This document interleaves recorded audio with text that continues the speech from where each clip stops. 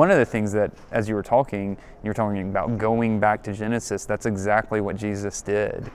So he's in the squabble with the Pharisees about the law, and they're kind of trying to stump him on this issue of marriage, and he takes them back to Genesis and says, your issue is that you haven't really understood Genesis and how God made man and woman, and so he roots marriage there. But how in other ways is Jesus kind of a game changer in his own context with some of his teachings and how he's interacted with women? Yeah.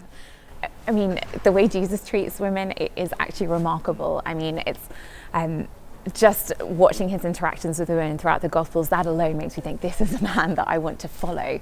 To be honest, there's not a single instance where he's interacting with a woman where he isn't breaking a cultural taboo in one way or another, whether it comes to the issue of objectification, for example. So, we live in a culture today where there's so much objectifying of women, and it's incredibly depressing to look at magazines and newspapers. And then you look at Jesus. He lives in a culture where women are often presented as seductresses, and beauty is seen as a very dangerous thing. There are all sorts of writings around that at the time. One Jewish law code even says that actually it's more dangerous to walk behind a woman than it is to walk behind a lion, because beauty seemed to be such a dangerous downfall for men, and women are blamed for that. Whereas Jesus, in his Sermon on the Mount, he says, whoever looks at a woman lustfully, he commits adultery with her in his heart.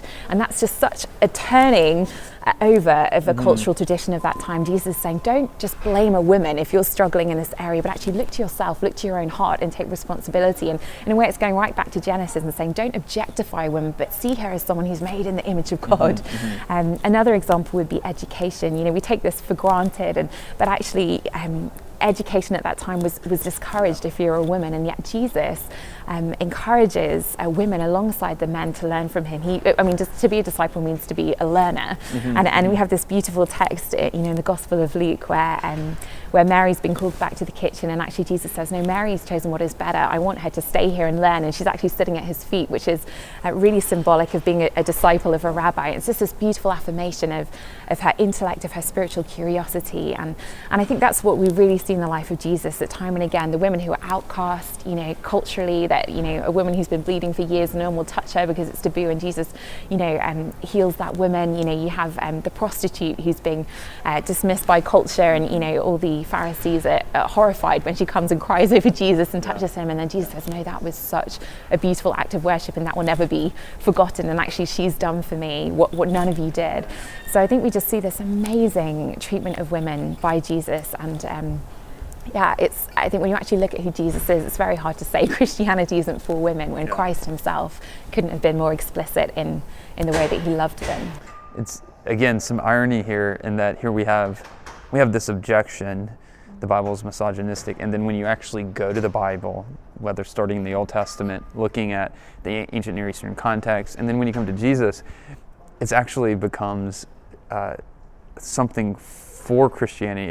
It's a bonus here, if you say. It's not just a defeater, but it's something that we put to the case of Christianity that matches with certain modern intuitions, which I would actually say stem from kind of this Christian teaching anyway, although it's been cut off, as I mentioned before. But it's actually like so many things I think we could talk about, issues that start off as a defeater, but we can actually work our way to Jesus and say this worldview actually connects to your intuitions about how we treat women and how we should treat women, gives it a moral grounding, and then gives you a vision for this. And so it's like so many issues we talk about on these videos. It's something we can welcome. We got to do our homework. Doesn't mean we're gonna. Not everyone's gonna have a DPhil from Oxford in women's studies to be able to answer everything, but we have resources in the church. We have people in the church who do have that, and a lot of the issues seem like they can be answered with some confidence. And so, thank you for your work. And You're welcome. yeah, thanks so much.